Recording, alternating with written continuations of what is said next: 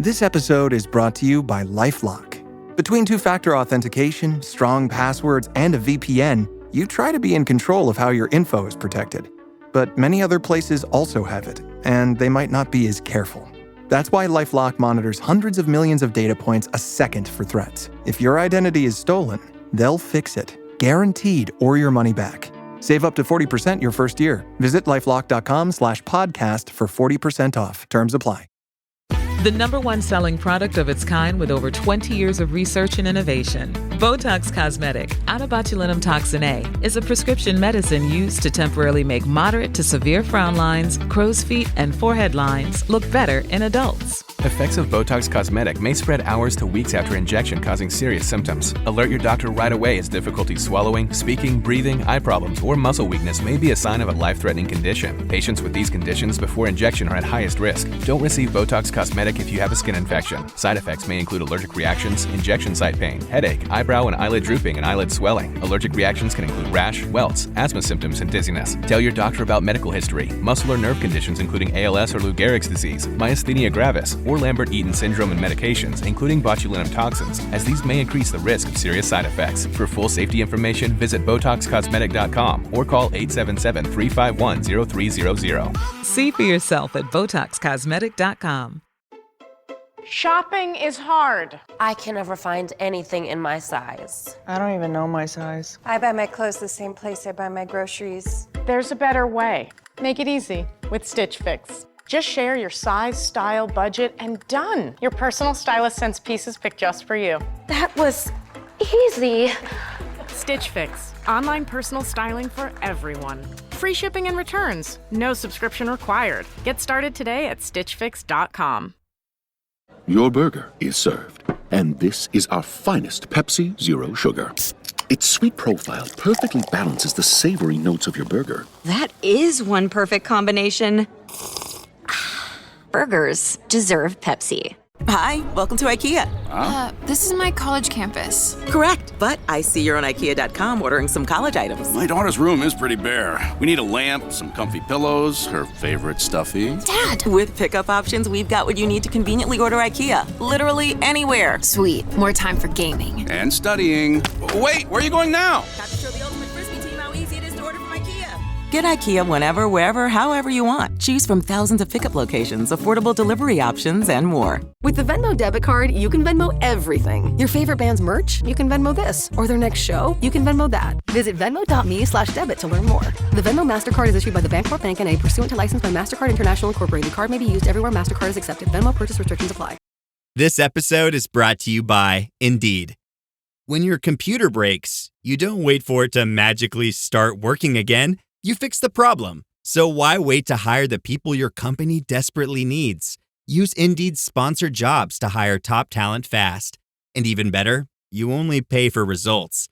There's no need to wait. Speed up your hiring with a $75 sponsored job credit at Indeed.com/podcast. Terms and conditions apply. This episode is brought to you by Polestar. There's only one true way to experience the all-electric luxury SUV Polestar 3, and that's to take a test drive. It can go from 0 to 60 in as little as 4.8 seconds with the dynamic handling of a sports car. But to truly understand how it commands the road, you need to be behind the wheel. Up to 350 miles of range, the 3D surround sound system by Bowers & Wilkins. It's all something you have to experience to believe. So book your test drive for Polestar 3 today at Polestar.com. If you went on a road trip and you didn't stop for a Big Mac or drop a crispy fry between the car seats or use your McDonald's bag as a placemat, then that wasn't a road trip. It was just a really long drive. Ba-da-ba-ba-ba. At participating McDonald's. Psst, your payments are showing. But with Apple Cash, your payments are private by design. There are no public feeds. Send and receive money privately in messages or with Tap to Cash. Switch to Apple Cash. Apple Cash services are provided by Green Dot Bank, member FDIC. Welcome to the HCI family of podcasts. We're your source for personal, professional, and organizational growth and development. We share our own original research, explore industry trends, and interview executives and thought leaders from across the globe. Join us for practitioner-oriented content around all things leadership, HR, talent management, organizational development, and change management. maximize your personal and organizational potential with the HCI family of podcasts. Ash Beckham, welcome to the conversation today. So excited to be here, John. Thanks for having me. It's a pleasure to be with you. You're joining us from Colorado. I'm south of Salt Lake City in Utah. And today we're going to be talking about your recent book, How to Live with Courage and Become an Everyday Leader. It's a real pleasure to be with you. We actually sat down and chatted maybe a year or so ago, and it's great to have a chance to sit down again, talk about your recent book. And I love this idea of becoming an everyday leader. I truly believe that every single one of us is a leader. We should take on that mantle of leadership because we have an opportunity to influence others in a positive way and to be leaders and agents of change in our homes, in our communities, in the workplace. And so we're going to unpack all of that and explore your book together in this conversation. As we get started, I wanted to share Ash's bio with everybody. Ash Beckham is an inclusion activist whose TED Talk, Come Out of Your Closet, became a viral sensation. Her intrepid, relatable, and intrinsically comical style has made her an in-demand speaker, including events at Microsoft, Lockheed Martin, Bank of America, and the keynote for the first LGBTQ conference at Harvard University. And that's just a snapshot, tidbit of Ash's background. Ash, anything you would like to highlight by way of your background or personal context before we dive on into the conversation? Well, I think just riffing off of what you had said earlier and what leadership looks like is that it's in our everyday lives. So I feel like now some of my most challenging situations is as a parent. So I have two little boys, 6 and 4, and they challenge me every day to try to be that person that I set myself out to be. So I feel like so many of these things, like you said, it's not like at the end of the day we get our laptop or leave the office and we're a completely different person, right? Like, how does that authentic style of inclusion radiate in everything we do? How we show up everywhere consistently, right? It becomes less of something we do than more of who we are, and I think that's what we're all striving to be. Yeah, who we are at our core, right? And right. That's hard. That's tricky because that then becomes. Hey, business owners, we know you know the importance of maximizing every dollar. With the Delta SkyMiles Reserve Business American Express card, you can make your expenses work just as hard as you. From afternoon coffee runs to stocking office supplies and even team dinners, you can earn miles on all your business expenses. Plus, you can earn 110,000 bonus miles for a limited time through July 16th. The Delta SkyMiles Reserve Business Card. If you travel, you know. Minimum spending requirements and terms apply. Offer ends 7/16/25. This episode is brought to you by LifeLock. Between two-factor authentication, strong passwords, and a VPN, you try to be in control of how your info is protected. But many other places also have it, and they might not be as careful. That's why LifeLock monitors hundreds of millions of data points a second for threats. If your identity is stolen, they'll fix it, guaranteed, or your money back. Save up to 40% your first year. Visit lifelock.com/podcast for 40% off. Terms apply.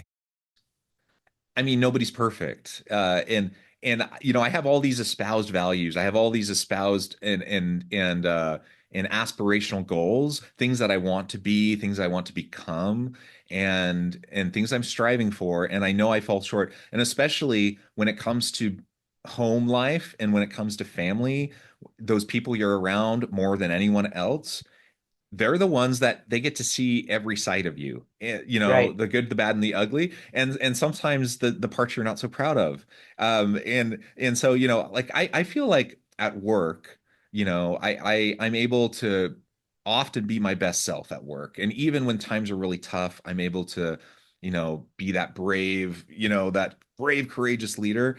At home though, that's where I let my guard down because they're my people. It's my safe space. And sometimes when I'm letting my guard down, that's when I allow myself, in a way, this is a good thing, right? Like I feel safe, I feel vulnerable, I feel comfortable. But then that means I sometimes, end up doing things I'm not so proud of, or I say things I'm not so proud of, or I respond or react in ways that isn't so positive. Things that I regret later, and I think we probably all can relate to that. We probably all have those instances, and it's sad because it's your family. Like that's sure. the people you probably want that to happen to the least. yet that probably is often the people that it happens to sometimes the most. Yeah, I mean, I think part of that is, like you said, it's having that safe space. I know, they always say that you have kids that you'll go into the parent-teacher conference and, the kid will be an angel at school, and you want to double check and make sure they're actually talking about your kid, right? Because they come home and they completely melt down. But that's the idea, is that you work, and no matter if you love it, no matter how engaged you are, if you're your best self, right, it can be so performative, and you need that place to kind of let go. And it also matters the most, right? Like the people at home are the ones that you care about the most. When you do say something hurtful, it's challenging. It has repercussions. You can't walk away from it, right? Somebody doesn't get transferred to a different team, right? Like you're kind of stuck with each other, which I think is the amazing part about it. But I think with so much of this personal work, right? Like we always want to be moving up and to the right? That is like our constant striving. And I think that we all do that, right? If you're putting in the time to do the work, to be the better person, to go back and repair when we make those mistakes, I think we're inevitably moving up and to the right.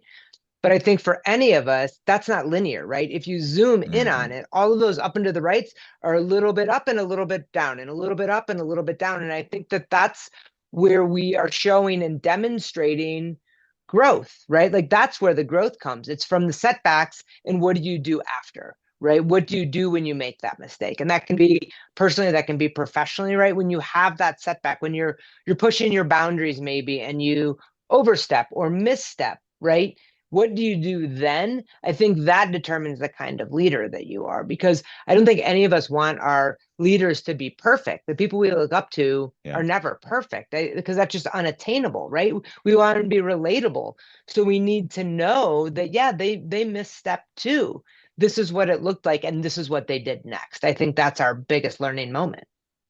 Yeah.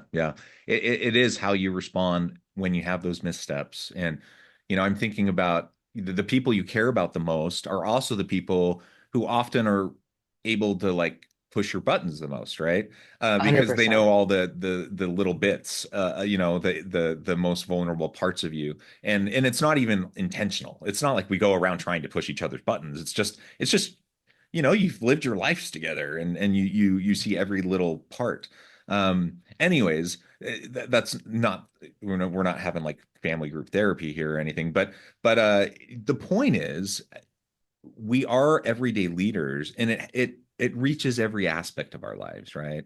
And we can't just check it at the door. It's not just at home. It's not just at work. It's not just in our communities, in our neighborhoods.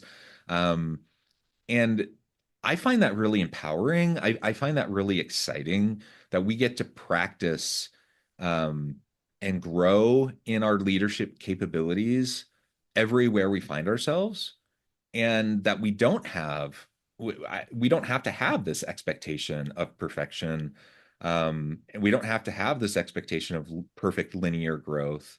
And in fact, it's a facade, and it's actually damaging, when we portray that. And there's plenty of people who do portray that, and it's not actually helpful to their cause of trying to both grow and create buy-in with the people that they're trying to lead.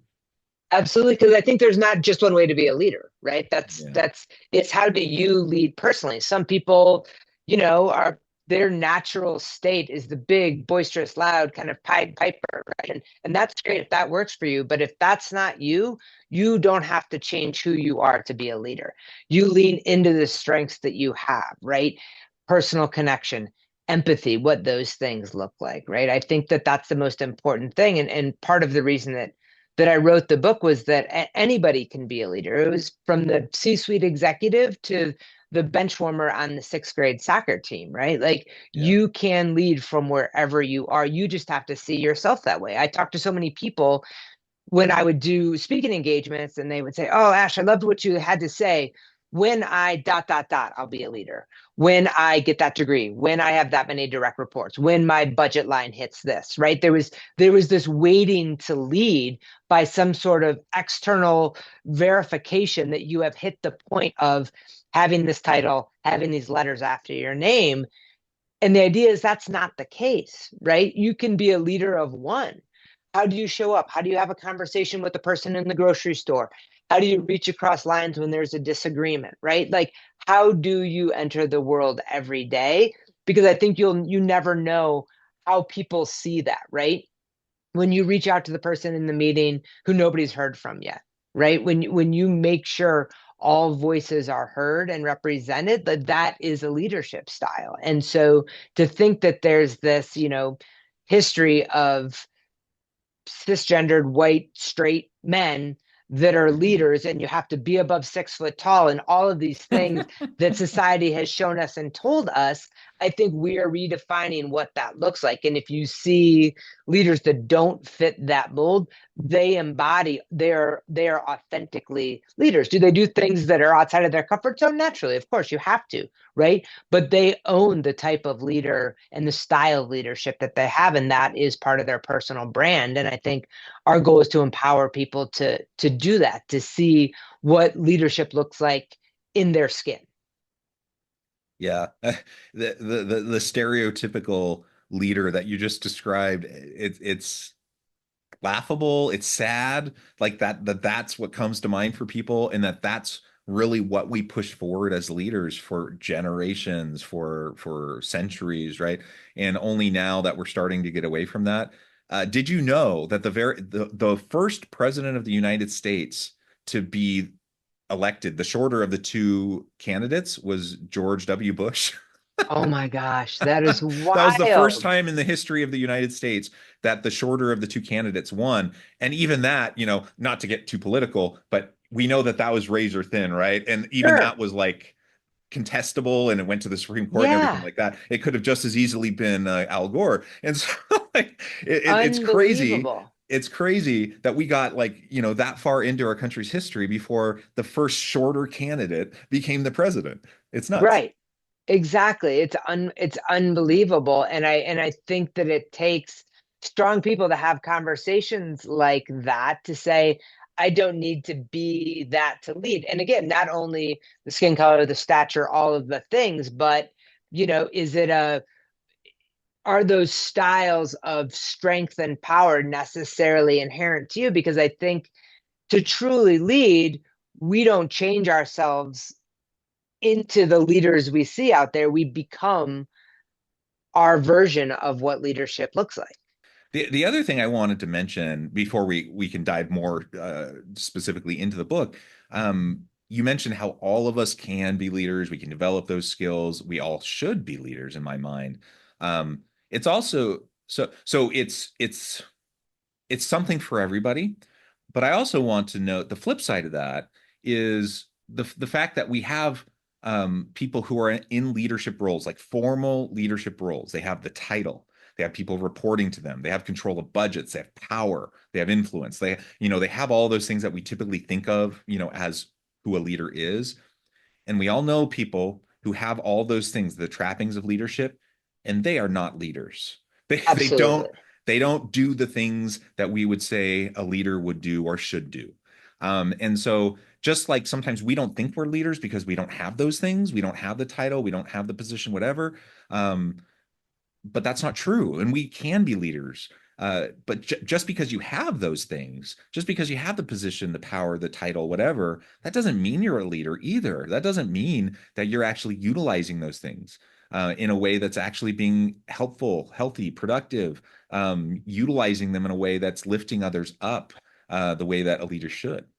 Absolutely. I mean, just because you're good at your job doesn't mean you should lead the division, right? Like, I think that's what happens so many times, is this like merit-based ascent with little to no training of what it actually means to manage a team. It is so far beyond just leading by example, right? Because if you want to have a successful team, you need to surround yourself with people that are not like you, right? If you're going to have this creative spark, if you're going to talk about innovation, you need diversity of thought around you. So you can't have a bunch of mini-me's running around managing your team. And that means you have to interact with people that are motivated differently, that strive differently, you have to be able to lean into that. And there's so much individual personal management that comes with that leadership that isn't necessarily the job you've always done and been phenomenal at. So how do we support those people in what that new job looks like? I mean, we've already started to touch on some of the core premises of the book,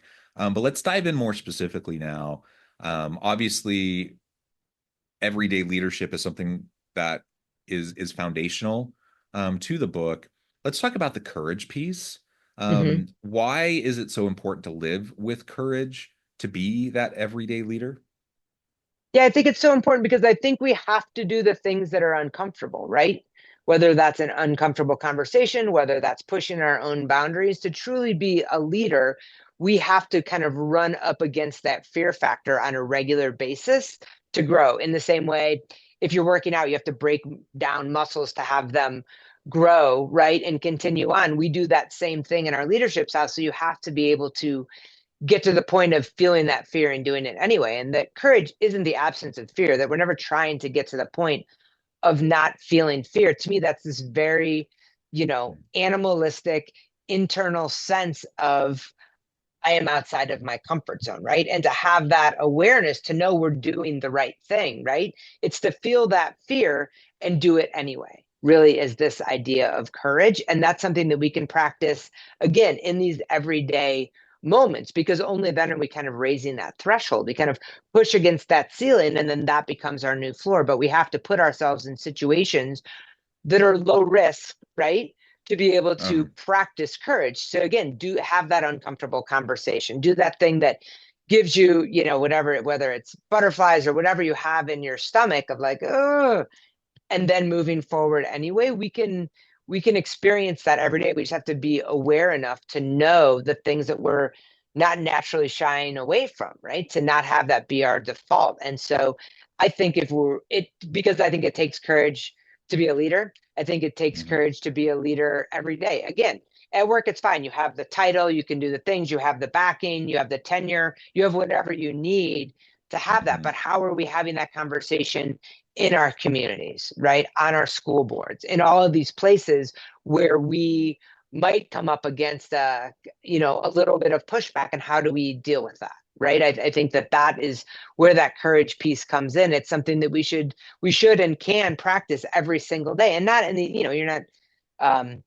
fighting a grizzly bear every day. It's not that idea of this extreme version of proving courage. It's not gladiator, right? It's that doing the things that we'd rather not do because they're awkward or uncomfortable or sensitive or whatever it is, right? To me, that's courage. And again, the more we practice it, we build up this historical knowledge of things that we've done and things that we've pushed through. And that's what we rely on when the next scary thing presents. Yeah, I like this notion of practicing courage. I don't think I don't think most people think of it that way. Sure. I think most people think of courage as something you have or you don't have, right? Or something that in the moment will manifest or it won't, and it's you kind of just deal with it, and you have it or you don't or whatever, right? But yeah, I think it's a muscle. Like you can practice it, you can strengthen it, and like you said, if it's low stakes, then you can kind of dip your toe in the water.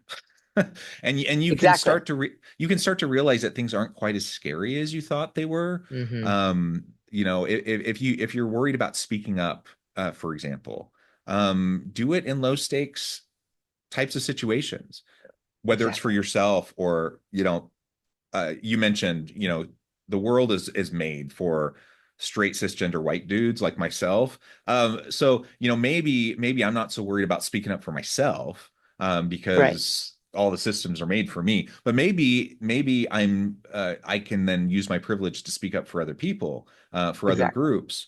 And maybe that makes me nervous. Maybe I'm not sure how to do it. Maybe I'm not sure how to say things correctly or whatever. And so I'm nervous about it. Okay. So I dip my toe in and I start to try, and maybe I fumble, maybe I say things wrong. Maybe I just don't do it correctly, or I talk over people, or I just do it in the wrong way or whatever. Right.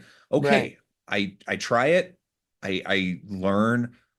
I do it better the next time. I realize the world doesn't end. I realize like I can do hard things. I can, it's not as bad as maybe I thought it was going to be. It's not as uncomfortable as I thought it was going to be. Like we catastrophize things in our head we know when we think about how fearful things are, and sometimes they're that bad, but most of the time they're not that bad. They're not nearly as bad as how we can imagine them to be. And so once we start to try things out, then we really can grow that muscle. And all of a sudden practicing whatever that action is, what used to be so nerve-wracking, anxiety-ridden, and something that made us so uncomfortable and anxious. Now, you can look forward a year or two later, something that now you're completely comfortable with, something that you actually really can lean into, and something that you're happy to be involved with. Absolutely. I see that happen all the time with people who really will take on that mantle of just trying something and leaning into their courage and exercising their role, whether it's a formal role, informal role, or whatever. So we don't need to just sit around waiting for some moment to manifest our courage. Like we can start it today. Like we can start to exercise it today. Absolutely. Yeah. And I think exactly what you're saying, courage is a verb, right? You have to do the thing. To practice courage is to do it. It's not something you have, right? It's something you do. And so, the good thing is you only have to do something the first time once, right?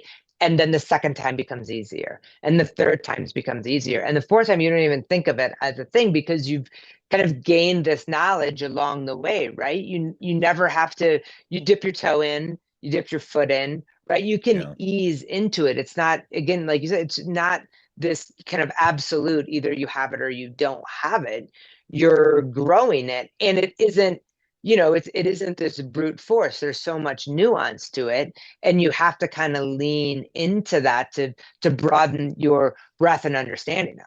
Yeah. Yeah. And when we find ourselves, in organizational settings, it can take a tremendous amount of courage to push back against the status quo, to push back against people in positions of power, especially if, it could potentially hurt my own chances for advancement, getting that next promotion. Maybe I'm worried about retaliation, losing my job, whatever. Like maybe that's all in my head. Maybe those fears won't manifest. Maybe none of that actually would have happened, but certainly we worry about those types of things, right? When we try to speak up or do courageous things in the workplace. And so, yeah, it takes courage. At home, maybe it takes courage. It could hurt our relationship potentially. Like there's always potential outcomes. And we don't know the future. We don't know how it's going to play out. And so, yes, it takes courage. But I think as you practice and as you start to exercise the muscle, you'll start to realize that more often than not, a good faith effort will result in a good faith, outcome. Absolutely. Because people don't expect you to be perfect. And, as long as I'm making that good faith effort, even if I fumble a little bit or it doesn't come out exactly the way I wanted, like in an organizational setting, if I'm making that good faith effort to push back against the status quo, even if it kind of ticks some people off, and even if I do it in not the perfect way, at least people can see I'm passionate. They can see that I have the best interests of the company at heart, that I'm, it's coming from the right place. Like ultimately, I'm not naive enough to think that it's never going to hurt you, but I think more often than not, you're going to be okay.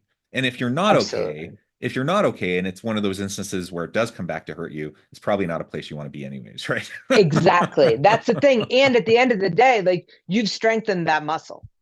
No matter what the outcome is, positive, negative, whatever happens on the other side, you have strengthened that muscle and you're taking that with you into the next time you're going to delve into that, right? And that's why we're saying low stakes, right? You're practicing it. You're figuring out how you're going to deliver it.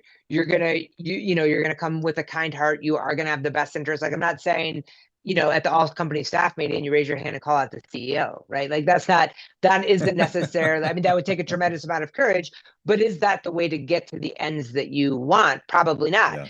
Yeah. It is very scary to send the email to the CEO's assistant to say, you want to set up a meeting because you have some challenges. That's almost scarier, right?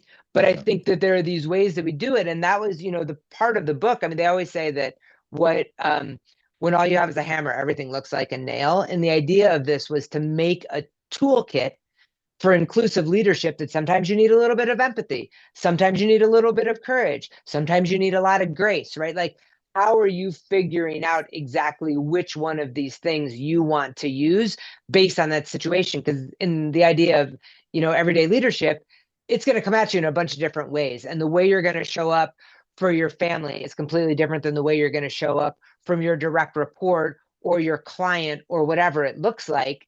But you have this toolkit to draw from to bring together the right pieces to be the leader you want to be in that moment. Yeah, absolutely. Well, Ash, this has just been a really fun conversation. I know at the time I need to let you go and get on with your busy day, but before we wrap things up for today, I just wanted to give you a chance to share with the audience how they can connect with you, find out more about your work, where they can find your book, and then give us the final word on the topic for today.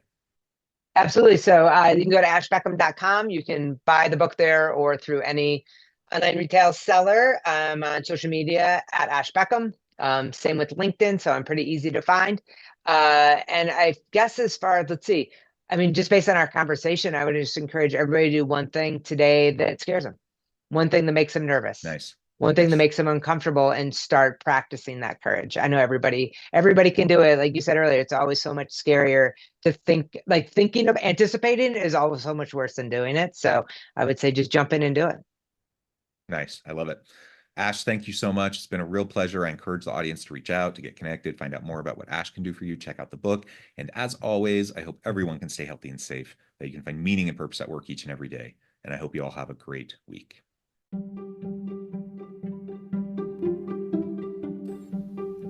Thanks for joining us for this episode of the podcast. We hope you stay healthy and safe, and please join us again soon.